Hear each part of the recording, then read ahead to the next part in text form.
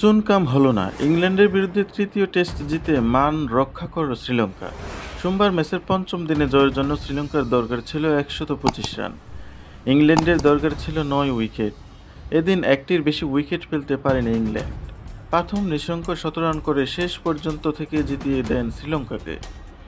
৮ উইকেটে জেতে শ্রীলঙ্কা। ১০ বছর পর ইংল্যান্ডের মাটিতে টেস্ট জিতল তারা। চতুর্থ ইনিংসে জেতার জন্য ২১৯ রান দরকার ছিল শ্রীলঙ্কার। দিমুথ করুণারত্নকে হারালেও ক্রিজে ছিলেন নিঃশঙ্ক ও কুশল মেন্ডিস। সোমবার তারাই ইনিংস শুরু করেন। মেন্ডিস ৩৯ রানে আউট হয়ে গেলেও অ্যাঞ্জেলো ম্যাথুস অঘটন হতে দেননি। নিঃশঙ্ক শেষ পর্যন্ত অপরাজিত থাকেন ১২৭ রান করে।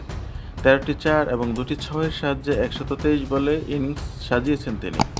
ইংল্যান্ডের মতোই আগ্রাসী ক্রিকেট খেলেছেন। তুলনায় ম্যাথুস টেস্টের মতোই খেলেছেন।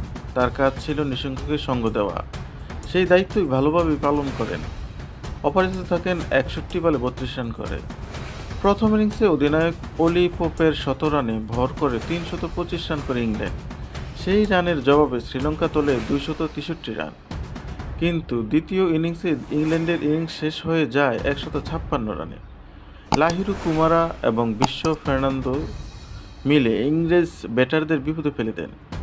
এই ম্যাচ খেলতে নামার আগে শ্রীলঙ্কা বিশেষ পরিকল্পনা করেছিল জো রুটকে অল্প রানে আটকে রাখার। সেটাতে সফল হয় তারা। প্রথম ইনিংসে রুট করেন ১৩ রান। দ্বিতীয় ইনিংসে তিনি ১২ রানের বেশি করতে পারেননি। রুট আটকে যেতেই থমকে যায় ইংল্যান্ডের ব্যাটিং।